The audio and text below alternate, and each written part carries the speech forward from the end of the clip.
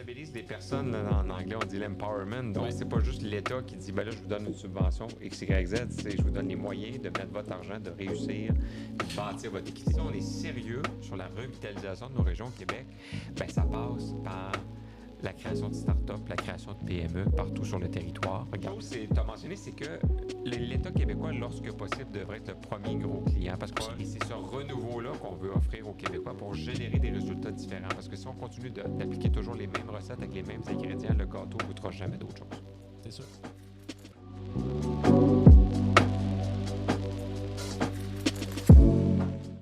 Donc, bonjour, encore une fois, une autre conversation avec un représentant de parti. Puis j'ai l'honneur, en plus, aujourd'hui, d'avoir le chef du Parti libéral, rien de moindre, Charles. Bonjour, Charles. Bonjour, Guillaume. Très content d'avoir Charles aujourd'hui. Donc, si vous n'avez pas l'occasion de regarder les autres capsules, n'hésitez pas. L'objectif, c'est de présenter, comme je vous dis, la vision de chacun des partis en vue des élections qui s'en viennent très bientôt. Et également de parler de qu'est-ce qu'on devrait faire pour que les partis aident plus les startups dans un prochain gouvernement. Donc, tombons dans le vif du sujet, Charles, si tu me permets. On peut se tutoyer, hein? On s'est déjà côtoyé. On se connaît un peu. Vous pourrez regarder l'historique sur Google, vraiment qu'on n'est pas loin. Donc, 4 blocs de conversation. Le premier bloc, puis je veux comme tout de suite passer à travers ce bloc-là parce que c'est souvent dans les conversations qu'on parle d'économie, le sujet de l'immigration revient rapidement. Puis tu sais, c'est tout le temps une guerre de chiffres à savoir combien qu'on permet d'immigrants temporaires, etc. Moi, c'est pas là que je veux aller. Je veux aller dans une considération de si on veut faire croître des entreprises technologiques, surtout, on a besoin quand même d'immigration. Ouais. Votre posture, vous, au Parti libéral, est laquelle? Parce qu'on a terni l'image Québec quand même avec ce que la CAQ a fait dans les 8 dernières années. Je pense qu'on peut redorer ça. Vous avez sûrement des propositions. Bien, merci pour l'invitation. Premièrement, assurément qu'en matière d'immigration, on peut faire mieux que ce qu'on a fait dans les 8 dernières années. Moi, je pense qu'il y a eu beaucoup de divisions sur la question de l'immigration, qui est un sujet qui est toujours hautement politisé. En même temps, on a besoin d'immigration. La courbe démographique au Québec, elle ment pas. Alors, on doit accueillir de l'immigration. On doit le faire de façon ordonnée, de façon respectueuse, de façon humaine. Intégrer les gens à notre... puis intégrer, c'est pas un terme que j'aime vraiment, là, mais en tout cas, les faire s'intéresser finalement à notre culture et à notre langue, très important. Absolument. Mais il n'y a pas une région, moi, Guillaume, où je me présente où les gens ne me parlent pas de l'importance d'avoir de l'immigration. Regarde le Tim Hortons aux Îles-de-la-Madeleine qui a fermé récemment. C'est le meilleur exemple de ce que ça signifie l'apport de l'immigration. Donc, première chose. Deuxième chose, oui, il y a des jobs où on a besoin de personnes immigrantes, mais on a besoin de talents aussi qui viennent des personnes immigrantes, entre autres sur des connaissances. On a besoin de grands talents dans des secteurs où le Québec est peut-être pas un chef de file, puis on doit s'inspirer. Alors, il faut que nos politiques publiques soient pas dogmatiques. Il faut qu'on puisse évidemment avoir un terrain de jeu ou un carré de sable très clair, mais en même temps, moi, je voudrais pas qu'on se prive d'accueillir une sommité en construction de navires pour la défense, parce que cette personne-là remplit pas certains critères. Alors, on a besoin d'être agile, puis on a besoin de traiter ces gens-là avec humanité. Moi, ce que je déplore de la CAQ, ce que je dénonce, c'est qu'on a fait des changements, évidemment, au programme d'expérience québécoise. Puis là, on a dit aux gens, bien, vous savez quoi, là, finalement, on a trop d'immigrants ou, bon, retournez. Puis quelques semaines plus tard, on avait Mme Biron, la ministre, qui était de retour à l'étranger pour vanter les mérites du Québec. Alors, il y a un grand malaise autour de ça. Puis au Parti libéral du Québec, on est favorable à l'immigration, on est favorable à une intégration totale, convenable, mais on veut aussi mieux chiffrer, amener plus de sang-froid dans la question de l'immigration. Oui. C'est pour ça que moi, je veux, en terminant, que toutes les régions puissent collaborer avec le ministère de l'Immigration, bâtir un tableau de bord clairement sur c'est quoi les capacités ou le potentiel d'accueil dans chacune des régions. Et vous allez voir que cet exercice-là va nous amener à un chiffre qui va être pas mal moins débattable que ce qu'on entend en ce moment, des 35 000 à 100 000. Puis personne n'a la même définition en plus de ce qu'est leur chiffre. Donc honnêtement, je comprends les Québécois d'être tout mélangés là-dedans. Nous, on va proposer autre chose. Puis on s'entend que quand on parle d'immigration, souvent on stigmatise certaines communautés alors que dans les faits, puis on le voit surtout dans la tech, il y a beaucoup d'entreprises qui ont été bâties par des immigrants. Ça, c'est un chiffre qui est quand même saillant, puis je le ramène à chaque fois que j'ai la conversation. C'est l'intention entrepreneuriale, elle est beaucoup plus élevée chez les personnes immigrantes et encore plus, le fait de se lancer en entreprise, c'est plus élevé. Oui. Fait qu'on s'entend que cet élément-là, moi, fait partie de l'équation. Si on veut vraiment redorer, parce qu'on est rendu un plus bas taux de nombre d'entreprises créées là, depuis 80, bien, ça prend aussi des personnes issues de l'immigration qui se lancent en entrepreneuriat. Fait que si on crée un terreau qui est incertain, parce que justement, il y a des ouvertures et fermetures de programme, puis ça crée l'incertitude, puis les gens n'ont pas envie de créer l'incertitude. On met des bloquants parce que justement, on impose une certaine réglementation au niveau de la langue. Ça favorise pas ça. Fait que je pense que ce que je comprends, c'est que vous avez une vision un peu englobante de vouloir occuper le territoire également, puis d'aller avec les besoins réels de chaque territoire. Exactement. Alors, c'est une posture qui est très rationnelle par rapport à ça. Mais tu as raison, ce que tu mentionnes sur l'instinct entrepreneurial des immigrants. Il y a des études, entre autres à HEC Montréal, qui ont travaillé là-dessus. Et autant sur l'entrepreneuriat que le repreneuriat. Parce que je ne sais pas si on parle de repreneuriat, on le fera au bon moment, mais c'est un grand enjeu en ce moment. Là, quand on dit qu'il y a 30 000 entreprises à vendre, c'est 30 000 entreprises qui pourraient soit fermer ou soit passer à des mains étrangères. Et ça, c'est des capitaux qui peuvent sortir éventuellement du Québec. Et ça n'aide pas la prospérité du Québec qui a d'ailleurs besoin d'aide. Le repreneuriat, quand on parle d'entreprise tech, d'innovation, moi personnellement, souvent j'amène l'idée d'une posture que si tu reprends une entreprise qui a déjà des actifs financiers, c'est plus facile à innover. Parce que souvent, le défi qu'il y a pour des gens qui se lancent en affaires, c'est que tu veux générer des revenus, puis là, en même temps, tu veux innover. Fait que le gap entre le moment où tu lances l'entreprise puis tu génères ton premier client, puis même, à la limite, que tu vois le potentiel de profitabilité est très loin. Puis les startups, c'est souvent ça le défi. T'sais. Ils se lancent avec une idée de développer un produit que ça peut prendre 6 mois, 1 an, 3 ans. Dans certains secteurs, même hard tech, pharma, ça peut prendre 7 ans. Le premier client, le premier dollar de profit, il est loin. Alors que quand tu acquiers une entreprise, puis à la limite, tu innoves au sein de l'entreprise, tu peux même excuber. Tu peux prendre une partie de l'entreprise et commencer à faire une startup avec ça, si tu veux. Puis on a des exemples. Ça s'est fait, mettons, avec la chocolaterie, dans le fond, pas chocolaterie, mais biscuiterie Leclerc à Québec. Oui. Une très belle entreprise qui est sortie de là parce qu'ils ont comme numérisé finalement leur manuel de documentation. Puis on dit, hey, crème, on a quelque chose de bon. On va le prendre aux autres manufacturiers. Paf, ça a fait une compagnie. Puis là, ils viennent faire un exit à 60 millions. Souvent, le repreneuriat, c'est plus cher au départ, mais justement, ça donne un fonds de commerce pour prospérer plus rapidement ensuite. Mais ça, c'est le repreneuriat. Puis quand on revient sur le côté de l'immigration, l'autre élément qui est un peu saillant, c'est aussi la marque Québec. Puis on le voit, puis ça tombe en plus, on en parle récemment, la négociation sur le fait que le français a été un frein finalement à l'accès par d'autres marchés étrangers ou finalement intérêts étrangers au Québec. On le voit aussi au niveau de l'investissement. On s'entend, là, je pense que vous n'êtes pas en faveur de vouloir resserrer les règles au niveau de la francisation. Je pense qu'il y a un certain loussement ou un ajustement qui pourrait être fait pour faire en sorte qu'on ne soit pas aussi inquisitoire. Le QLF est très inquisitoire envers les entreprises tech, notamment quand on soit des non-anglophones. Il y a des modifications qu'on veut faire, mais pas dans la perspective de diminuer le français, au contraire de protéger puis de l'augmenter, mais d'une façon beaucoup plus positive, entre autres en donnant des accès plus faciles à des cours de français. Il y a quand même un grand... le terme est fort, mais en tout cas, bref, je vais dire un grand mensonge sur le fait que la CAQ a sauvé la situation du français dans les 8 dernières années. Je m'excuse, mais le commissaire à la langue française est clair que l'aiguille n'a pas bougé. Alors, la stratégie de la CAQ ne fonctionne pas. Donc, nous, on a dévoilé un plan de 400 millions sur 4 ans pour améliorer l'accès à des cours de français, valoriser davantage la lecture, identifier des zones fragilisées où le français doit être travaillé en collaboration avec l'OQLF. On veut mettre même dans la Charte québécoise de la langue française le fait que chaque gouvernement doit avoir une stratégie sur la lecture. Moi, je pense que la lecture, c'est la meilleure façon d'entrer en contact avec une culture et une langue. Absolument. Alors, je veux qu'on donne ça à nos immigrants, mais je veux qu'on donne ça aux jeunes Québécois aussi pour donner le goût de la langue. Parce que parler français, c'est bien. Parler français au niveau de la qualité, pas faire de fautes, c'est aussi un vecteur de succès. Là, avant de passer parce que le deuxième bloc, ça passe au niveau du démarrage d'entreprise, je voulais accrocher sur un élément. On parle de sélection aussi d'entrepreneurs, ou pas d'entrepreneurs, mais de personnes immigrantes issues de l'immigration qui auraient probablement des talents spécifiques. Puis c'est un des éléments qui est pertinent pour des entreprises technologiques parce que le talent peut se retrouver à l'international. Puis honnêtement, la plupart des temps, les startups même embauchent à l'international parce que ça coûte moins cher. Puis il y a des défis de rétention aussi. Google va payer 3 fois le salaire d'un développeur ici. Fait qu'à un moment donné, il y a des défis même accéder à l'emploi. Mais des fois, trouver une personne qui est excellente, calée dans son domaine, de l'amener ici. Il y avait un fast track avant pour le faire. Puis ça n'existe plus parce que la CAQ a mis la hache là-dessus, surtout le volet anglophone, il n'existe plus. Puis quand tu regardes le grand des succès des startups ici, souvent c'est des anglophones issus de l'immigration qui les ont lancés. Lightspeed étant le meilleur exemple. Dax da Silva, c'est pas un Québécois francophone, pourtant c'est une entreprise que tu embourses qui vaut quand même beaucoup. Là. Oui, puis que ces gens-là finissent par apprécier, puis à aimer, puis à comprendre, puis à connaître la culture québécoise. Ça fait partie des éléments. Les talents exceptionnels, je pense que c'est le terme qu'on utilisait. Moi, je suis en faveur de ça. Parfait. Mais je veux quand même qu'il y ait des mécanismes de suivi, parce qu'il faut qu'on donne le goût aussi à notre culture, à notre langue. Alors, on ne peut pas non plus y aller sans aucun garde-fou, parce que le premier ministre du Québec est responsable de la primauté de la culture de la langue française au Québec. Mais il faut être flexible en politique, il faut être agile, peut-être plus agile, je dirais, parce que l'idée, c'est aussi d'être le développeur en chef, d'aller chercher des opportunités.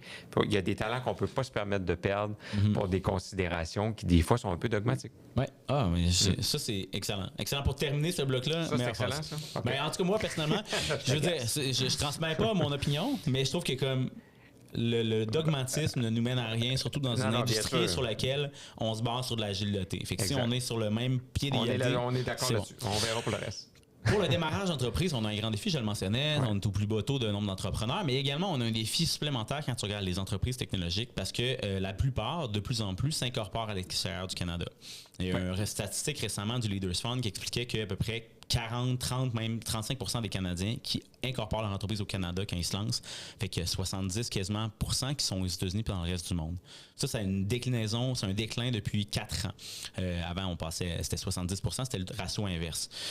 On voit que finalement les entreprises ont envie, il y a des allègements fiscaux finalement pour démarrer. On a un écosystème quand même bon au Québec, au Canada pour soutenir le démarrage, mais je pense qu'on pourrait en faire plus. Je pense que vous avez des bonnes propositions en cette faveur-là. Comment qu'on fait pour comme vraiment, moi je pourrais dire, jump-starter finalement l'entrepreneuriat au Québec? Je pense que le Canada, de façon générale, est un terreau fertile. Le Québec aussi, mais Montréal... Parfois, on en a perdu par rapport à Toronto et à Vancouver. Alors, je veux qu'on... Dans les statistiques de classement, les startups, c'est assez clair aussi. Mais en fait, voilà. Donc, on en a perdu. Donc, imagine, dans certaines régions du Québec, c'est encore plus difficile. Donc, il y a une question de créer des communautés d'intérêt, puis de créer des rencontres, de développement de réseaux, puis le capital. Alors, évidemment, le capital, il n'est pas distribué également comme la confiture sur une toast. Là. Donc, il y a des régions qui ont des accès plus difficiles. Puis si on est sérieux sur la revitalisation de nos régions au Québec, bien, ça passe par la création de start-up, la création de PME partout sur le territoire. Regardez la dévitalisation dans les 15 dernières années de la Gaspésie, de la Côte-Nord. Est-ce qu'on est sérieux sur l'occupation du territoire dans ces régions-là? Donc, est-ce qu'on peut instiller un sursaut entrepreneurial dans ces régions-là? Moi, personnellement, j'y crois. Je pense que beaucoup de gens des milieux financiers, des milieux technologiques qui y croient. Et il faut que le gouvernement réponde présent. Puis je ne dis pas que le gouvernement n'a rien fait. Là. Quand le gouvernement ne fait rien, je ne suis pas gêné de le dire. Mais c'est une culture qu'il faut développer. Et il faut que les Québécois aient envie de se partir en affaires. Moi, c'est un de mes mantras. Plus il y a des gens qui vont se partir en affaires, plus on va embaucher des gens, remplir nos rues principales, nos parcs industriels. On va avoir des gens qui vont s'impliquer dans la communauté, qui vont venir habiter dans nos villes et villages. On va avoir des services qui vont pousser autour de ça. Il y a une succursale de la SEQ qui va ouvrir. Il y a un journal local qui va survivre. Il y a une équipe de hockey qui va être financée. C'est ça, bâtir un tissu économique. Puis en ce moment, au Québec, il y a des régions qui m'inquiètent. Et je pense qu'une des solutions, c'est les gens qui nous écoutent qui l'ont. Ouais. Puis honnêtement, moi, ce que j'ai perçu, c'est beaucoup parce qu'on a segmenté les secteurs industriels. On dit, OK, mais c'est comme un développement économique des années 50, un peu. Là, toi, tu es la région des forêts, fais juste de la forêt. Fait que le reste, c'était pas important. Ça a dévitalisé. Puis il y a des écosystèmes, puis Shawinigan est un exemple. Eux, ils ont vécu la perte des usines de pâte et papier, puis ils sont revirés sur un dixaine après plusieurs années de pauvreté en se disant, il faut qu'on bâtisse ça. Ils ont bâti plein d'entreprises parce qu'ils ont reparti en chef. Puis là, depuis les 10 dernières années, c'est comme, non, là, c'est la VTE, puis c'est de la transition écologique. Ça va être là-dedans. Fait que là, ils ont perdu plein de talents qui sont partis de leur business qu'ils étaient en train de créer pour aller travailler finalement avec un potentiel dans le secteur batterie, puis on voit ce qui se passe maintenant. Puis les communautés, les villes, les villages mono-industriels, on n'est plus là. C'est très risqué. Oui, mais on ne peut pas déplacer des arbres, on ne peut pas déplacer des mines, on ne peut pas déplacer des bancs de poissons, mais des start-up technologiques, des entreprises manufacturières, des entreprises... C'est plus facile. On peut les accrocher à des régions comme ça pour diversifier notre risque. On le fait pour nos portefeuilles, on le fait dans nos vies personnelles. Pourquoi qu'on ne le ferait pas dans notre vie économique aussi? Puis mettons, pour un individu, au-delà de comme la vision plus macro du développement économique, qu'est-ce que les individus peuvent voir comme proposition au PLQ pour être capable de se dire, moi, me lancer en affaires, j'ai des barrières à l'entrée qui sont souvent financières. Ouais. Pour passer ce cap-là? Bien, il y a une mesure importante qu'on a annoncée au Congrès jeune il y a quelques semaines du Parti libéral du Québec, c'est-à-dire la création, notre désir de créer un RAE, un autre acronyme, mais le régime d'accession à l'entrepreneuriat, c'est-à-dire qu'on voudrait avoir un véhicule fiscal qui ressemble au REER, qui permettrait à des gens de sortir leurs épargnes à l'abri de l'impôt. Ouais. Jusqu'à 60 000 $ pour financer un démarrage d'entreprise ou l'acquisition d'une entreprise existante. Alors, quand on dit qu'on veut rapidement permettre aux gens de mettre de l'argent dans de la création ou du reprenariat d'entreprise, bien ça, c'est un bon exemple. Ça demande une collaboration avec le gouvernement fédéral, mais de toute évidence, on est le meilleur parti pour faire ça, parce que nous, ça nous intéresse. Et donc, c'est une des mesures qu'on veut faire. Il y en aura d'autres qu'on va annoncer, mais concrètement, ça va donner envie à des gens d'investir puis de se partir en affaires. Je pense aussi, puis honnêtement, ça a été une des mesures pour avoir comme contribué à différentes réflexions sur les questions sur lesquelles je te pose également, que j'ai posées à toutes les autres parties. Oui. Le regroupement des jeunes chambres de commerce a beaucoup travaillé sur cette réflexion-là, sur le REER. Puis nous-mêmes, moi, dans l'écosystème startup, depuis les dernières années, au départ, le regroupement des jeunes chambres parlait beaucoup d'un fonds pour le reprenariat. Puis j'étais comment il faudrait élargir ça, parce que même le démarrage d'entreprise, il faut pas penser que tout le monde va virer repreneur. Il y a encore des gens qui vont se partir des entreprises, puis on le voit, il y a quand même ce désir-là. C'est ça l'enjeu, c'est que souvent en économie, puis il y a toujours des modes. Là, la mode est à se partir en entreprise. Ah, là, il faut reprendre tout les... Non. Est-ce que les deux peuvent vivre ensemble? C'est pas aussi? Mutuellement exclusif. Donc, c'est pour ça que le régime qu'on propose permet de jouer dans les deux films, en fait. Et est-ce que, mettons, il y a même un élargissement pour se dire... Mettons, quelqu'un d'un peu plus vieux qui n'a peut-être pas envie de prendre le risque de se lancer en affaires pourrait prendre un peu ses actifs qui sont placés pour investir également? Ça pourrait être je t'amène dans une piste parce que... Mais là, je voudrais réussir ce projet-là dans un premier temps, voir le succès puis voir l'aiguille bouger. Là. Donc là, les programmes comme ça, il faut rapidement voir l'aiguille bouger. Ouais. Et ça, c'est un programme qui ne ment pas. C'est-à-dire que si personne ne le fait, c'est parce que ça ne répond pas à un besoin. Et puis, au contraire, c'est très populaire. Oui, ça va coûter de l'argent à l'État. En fait, c'est un report d'impôts. Donc, c'est un décalement de revenus fiscaux pour l'État. Mais ça permet de sauver justement les 30 000 entreprises à vendre puis de remplir nos rues principales, c'est de l'argent très bien placé. Ça fait en sorte que le gouvernement n'est pas en train de remettre de l'argent dans un écosystème qui a quand même du capital qui existe. Exact. Puis ça part pas de puis ça responsabilise les personnes. Là, en anglais, on dit l'empowerment. Donc, c'est pas juste l'État qui dit, là, je vous donne une subvention X, Y, Z. C'est je vous donne les moyens de mettre votre argent, de réussir puis de bâtir votre équité. On en reparlera parce que, l'écosystème d'accompagnement est très large. Il y a beaucoup de leviers. Puis, moi, quand j'ai amené cette idée-là, il y a des gens chez Microcrédit qui m'ont dit, oui, mais il y a des choses qui existent, mettons, chez Microcrédit pour avoir accès à des prêts rapidement. Mais ça reste un prêt, il faut que tu leur payes. C'est pas des prêts pardonnables nécessairement. Puis, il n'y en a peut-être pas beaucoup. Finalement, tout le monde va chez Microcrédit, peut-être que la banque va se fermer parce qu'il n'y en aura pas assez. Fait que, je pense que des fois... les prêts, c'est important, des prêts. Regarde ce qui se passe avec la guerre tarifaire. En ce moment, on offre des prêts. C'est super, mais on augmente l'endettement des entreprises. Là, soyons clairs, c'est un prêt. On l'a vu avec la COVID, ça fait de la même affaire. Alors, c'est pour ça que nous, on pense qu'une partie de ces prêts-là, entre autres pour la guerre tarifaire, puis j'ai annoncé ça récemment, devrait être un prêt non remboursable parce qu'on veut donner des liquidités aux petites et moyennes entreprises, principalement de 1 à 2 millions de dollars, parce que ces gens-là vont garder les emplois actifs même pendant la guerre tarifaire et vont empêcher une spirale négative qui finalement va nuire encore plus au gouvernement que l'investissement qu'on propose. Fait que là, on parle de RAE, on parle de revitaliser des territoires. Déjà, c'est bon pour le démarrage. Mais après l'étape de démarrage, c'est souvent la croissance que là, le bas blesse au niveau des startups, en tout cas technologiques. Ouais. On le voit, l'accès au premier client, c'est un grand défi. Le gouvernement devrait être le premier client la plupart du temps, puis ça ne l'est pas. Ils ne sont pas au rendez-vous. En tout cas, pas autant qu'ils devraient l'être. Puis après ça, quand on arrive à un certain niveau de croissance, on parle de série A, série B pour une start-up, le défi, c'est qu'il n'y a pas d'investissement, des grands fonds d'investissement. La Caisse de dépôt nous trouve trop petit, la FTQ, ils trouvent trop petit. Fait qu'il y a il y a du capital. Souvent, ils disent, oui, il y a beaucoup de capital dans l'écosystème, mais comme il n'est pas investi peut-être aux bonnes places, ce qui fait qu'il y a des grandes entreprises, on l'a vu récemment, Dominique Gagnon avait intervenu sur un panel qu'on avait organisé. Son entreprise aurait très bien pu continuer de survivre au Québec. Il a dû la vendre parce qu'il n'y avait aucun investisseur qui était prêt à aller parce que lui, il se retrouvait dans un dead zone entre 50 et 100 millions de chiffre d'affaires. Qu'est-ce qui est proposé par le PLQ justement pour être capable de pallier à ce défi de croissance pour les entreprises? Bien, tu as fait référence à l'État québécois. L'État québécois, en plus d'être un gouvernement, c'est un client. pour bien des gens. Hein? Tu le sais, là, il y a près de 32 000. En 2024, dernier chiffre disponible, il y avait 32 000 contrats qui ont été donnés dans l'année par le gouvernement du Québec. Ça peut aller jusqu'à 30-32 milliards de dollars. Alors, on doit faire de l'État un bon client. Donc là, nous, on a proposé des mesures il y a quelques jours dans l'éventualité d'un gouvernement libéral. Premièrement, et ça peut sembler banal, mais les entrepreneurs qui nous écoutent vont comprendre. Moi, je veux que l'État québécois paie ses factures en dedans de 30 jours. On est capable... des choses. Là. Bien, du moins des choses, mais est-ce que c'est fait? Non, c'est pas fait. Il y a tellement d'entreprises qui doivent aller sa marge de crédit parce que le gouvernement n'a pas envoyé leur chèque. Donc, si on est capable de le faire dans le secteur privé, on est capable de le faire dans le secteur public. Première chose. Deuxièmement, rompre avec la mesure du plus bas soumissionnaire conforme. Ça fait toi et moi et plein d'autres, ça fait longtemps qu'on en parle. La CAQ nous dit que, mon Dieu, c'est leur programme électoral, mais ils ne l'ont jamais fait. Alors, nous, on va le faire. C'est pas vrai que pour acheter des équipements médicaux, pour faire de la construction de ponceaux, de tunnels, de n'importe quoi d'infrastructure, c'est toujours le plus bas soumissionnaire. Puis là, en termes communs, c'est le plus cheap.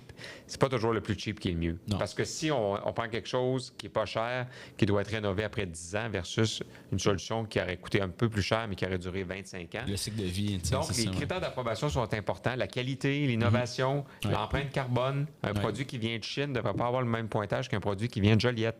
C'est clair. Alors, c'est clair, mais pourquoi c'est pas fait? Donc, c'est ça qui est un peu aberrant, c'est que j'ai l'impression d'être un disque qui saute, de ne pas être original, mais c'est pas fait. Alors, on va le faire. C'est fou, tu sais. J'ai l'impression que depuis 4 ans, on ressasse les mêmes éléments, puis on dit oui, on le fait de l'allègement, oui, on le fait, la stratégie des marchés publics est là. T'es comme, oui, mais pourquoi dans l'écosystème d'affaires, on voit pas de changement? On voit pas le résultat, puis on voit les formulaires de demande, de soumission grossir. Alors, moi, je suis très sérieux sur ce point-là. Ça fait des années que je travaille avec les entrepreneurs, donc je connais cette réalité-là. Et l'autre chose, tu as mentionné, c'est que l'État québécois, lorsque possible, devrait être le premier gros client. Parce que les entreprises sont toujours dans un cercle vicieux négatif, malheureusement. Ils ont besoin de se prouver, donc ils ont besoin d'un gros client. Mais pour avoir un gros client, il faut que tu aies déjà eu un gros client qui le gros client dit que tu étais un bon fournisseur. Alors, l'État québécois peut faire ça et éviter ce que moi j'appelle le syndrome Céline Dion. C'est-à-dire que Céline Dion, on a compris qu'elle était très bonne quand les Américains et les Français nous ont dit qu'elle était très bonne. On n'a pas besoin que les gens d'ici, les produits d'ici réussissent ailleurs avant qu'ils réussissent ici. Et on le voit trop souvent encore. Là, encore récemment, j'étais avec des gens du milieu des équipements médicaux qui ont fait des innovations incroyables au Québec. Non. Pardon? Humano, non. Je les nommerai pas. Okay, c'est bon. Mais je les nommerai pas, mais ils vont se reconnaître. Qui ont des équipements médicaux qui sont dans des grands hôpitaux dans le monde, pas capables d'être licités à la Cité de la santé de Laval, qui est à quelques kilomètres de leur siège social. Donc, ça se précise. Mais donc, ça n'a pas de sens. Alors, il faut que l'État québécois soit curieux d'aider vraiment les entreprises d'ici, les innovantes, à devenir leurs premiers clients. Alors ça, c'est des mesures très, très concrètes qui pourraient changer la donne. Et moi, quand on parle d'État québécois, souvent, ça déresponsabilise parce qu'au final, moi, le défi que je vois, c'est que c'est des organismes publics qui sont nécessairement propriétaires de cette innovation-là, en tout cas, qui sont propriétaires d'aller là. Puis il peut y avoir des leviers, même des fois, puis... Encore une fois, les stratégies sont les stratégies. Il y avait dans la stratégie 2022-2026 des marchés publics, normalement, c'est 45 organismes publics qui auraient techniquement fait une espèce de levier d'innovation. Mais est-ce que ça l'a finalement concrétisé un contrat? Personnellement, j'y crois pas. Puis là, ils veulent augmenter plus. Et que, honnêtement, ça vous appartient, mais vous allez devoir ce rôle-là. Le prochain gouvernement de PLQ qui rentre, vous allez devoir shake-upper un peu le Conseil du Trésor en disant là les normes et les règles... Martelez-le aux organismes publics. Là. Il faut vraiment être sérieux là-dessus. Il faut être sérieux. Puis donner l'impulsion que le gouvernement, encore une fois, comme client, même les sociétés d'État, achètent davantage québécois. Donc, la marge préférentielle, là, sans être trop technique, est à 10 en ce moment. Moi, je veux la porter à 15 Donc, je veux qu'on puisse considérer les produits québécois jusqu'à un différentiel de prix de 15 pour favoriser les entreprises d'ici. Les Américains, tous les autres pays avec qui on fait affaire ne sont pas gênés. Nous, on est très polis sur ces questions-là. Alors là, on va être un peu moins polis, puis on va penser à nous. Puis, une des mesures, je pense que moi, je l'amène à chaque fois. Puis, vous avez déjà fait vos paniers de mesures pour l'élection, en tout cas, qui s'en vient. Fait que vous pourrez remettre ça peut-être en novembre si vous êtes élu. Mais c'est que quand tu regardes au fédéral, par exemple, pour les contrats de défense, notamment, il y a les redevances industrielles. Moi, ça fait plusieurs fois que je le dis, je me dis, pour le numérique, tu dois avoir le même système de redevance. si tu as un contrat d'un gros contrat de numérique qui a été offert comme le DSN avec Epic, il devrait y avoir un système de redevance que 50% du montant qui est offert est redonné à des PME ou à des startups technologiques parce qu'ils vont aller chercher des composantes à livrer finalement ou des modules à livrer.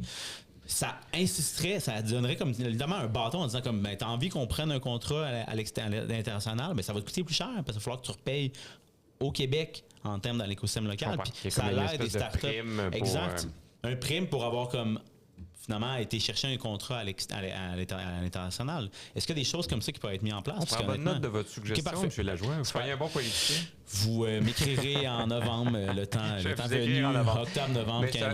Mais ce sont des idées innovantes comme ça qui vont faire bouger l'aiguille, blague à part, parce que en ce moment, les chiffres sont pas bons. Là. Donc, il faut qu'on s'active. Alors, moi, je suis content de voir qu'il y a des politiciens comme moi qui ont des idées, des gens du milieu privé ou associatif comme toi. Donc, il faut les mettre en action et c'est pour ça qu'on a besoin de renouveau en politique québécoise. Puis, une des choses aussi que j'aimerais parler, qui se concerne notamment l'argent public. Parce que la croissance, c'est bien beau, on a parlé, l'accès au marché public, mais après, quand tu arrives plus tard, justement, comme je l'ai dit, les 100 millions de chiffre d'affaires, ils ont l'impression que le gouvernement n'est pas là. Puis que les fonds d'investissement, la CDPQ, n'investissent pas. C'est des fonds de fonds. On s'entend, le système d'investissement dans les VC, c'est ça. C'est la CDPQ donne à un VC qui va investir ensuite dans un panier de portefeuille de clients qui va ramener du retour sur investissement. Mais quand tu vois ça, là, très spécifique, il y a pas vraiment une volonté de rendement quand tu regardes, ou en tout cas, il y a trop un impératif de rendement, mais il faut prendre du risque dans des startups, c'est pas fait actuellement.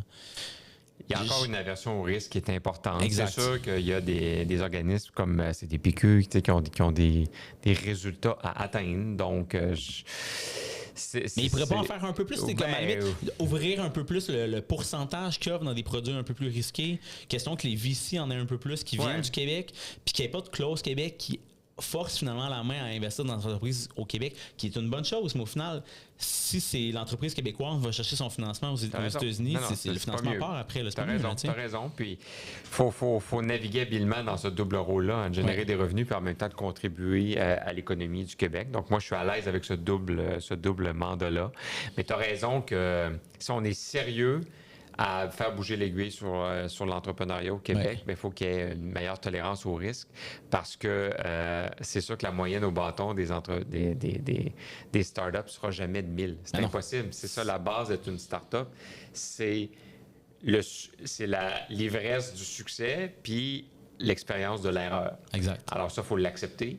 Mais comme gouvernement, c'est pas toujours facile, c'est pas toujours politiquement payant, mais si on est sérieux, puis si on a une équipe économique qui comprend cette réalité-là, ce qui est le cas chez nous, ça va faire la différence. Mais vous savez, puis parlons de l'équipe économique, parce que personnellement, j'ai rencontré Mathieu Lavoie, vous le verrez peut-être au Startup Fest. Puis on parle de Michel Leblanc, quand même à la Chambre de commerce. J'imagine qu'il t'a probablement aidé à bâtir ton programme économique, pas que tu n'étais pas capable, mais il a probablement aidé. C'est un travail d'équipe. C'est un travail d'équipe. Julie White à Québec, Caroline Deguerre à Laval, mon hometown à Laval. Frédéric Beauchemin, évidemment, qui a tenu les rênes de l'équipe économique dans le parlementaire. Puis d'autres à venir. Encore en date de maintenant, il reste d'autres annonces. Je pense qu'il y a une solide équipe économique. Est-ce que tu sens que ces gens-là aussi, comme ils viennent de chambres de commerce, un peu ton terreau fertile aussi, ils sont en faveur de faire en sorte que l'État québécois soit plus gros pour soutenir les startups? Parce qu'on le voit, Investissement Québec a grossi, le FDE a grossi. L'écosystème ici, on enregistre à accès, c'est un produit du gouvernement. Est-ce que cette volonté-là, c'est de se dire qu'il faut qu'il y en ait plus dans l'indirect puis qu'il y a des startups?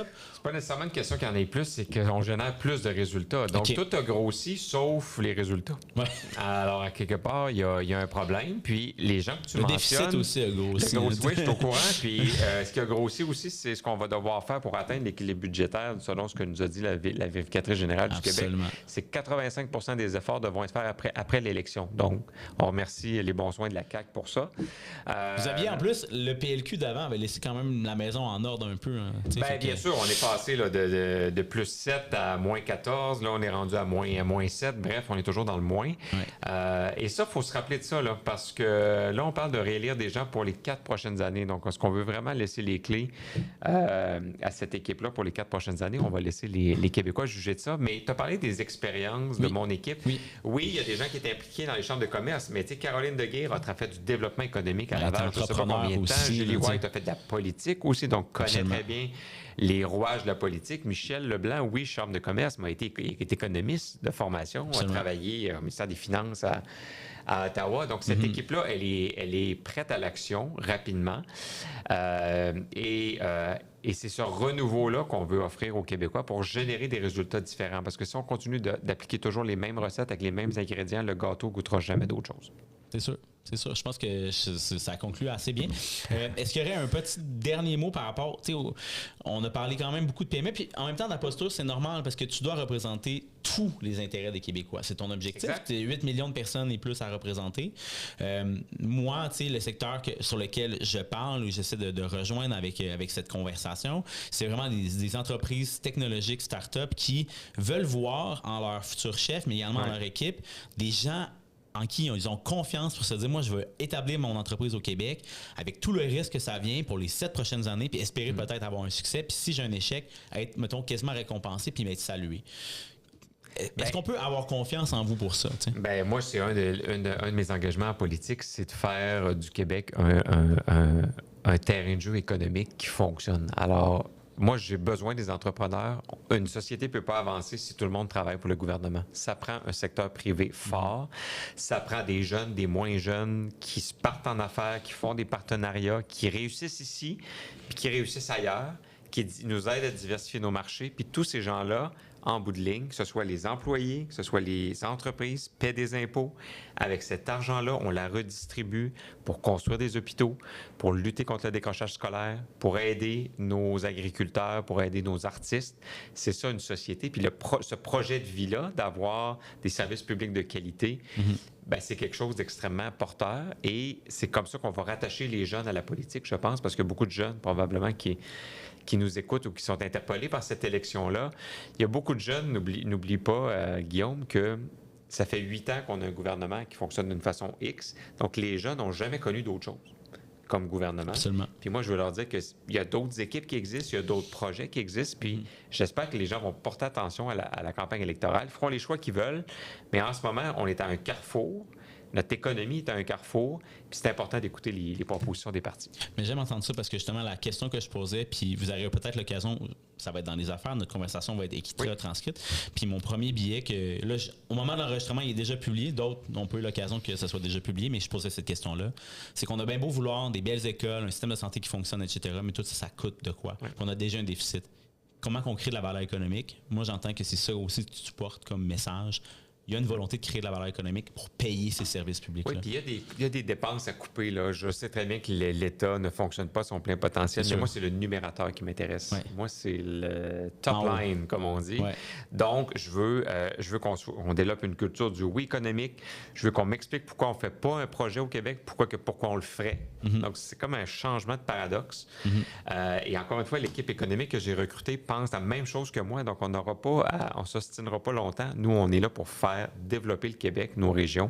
Et maintenant, ça nous prend la confiance des Québécois. Ben, je te le souhaite. Merci beaucoup, Charles. C'est gentil. Merci pour l'invitation. Bravo pour l'initiative aussi. Ben, écoute, c'est l'important. L'important, c'est d'avoir un dialogue. Puis l'important, c'est d'aller écouter les autres aussi vidéos pour vous faire une tête. C'est toujours ça. Plus que vous allez avoir une meilleure conscience des partis, vous allez faire des choix éclairés. Fait que, encore une fois, merci, Charles. Merci, Guillaume. À bientôt. Merci.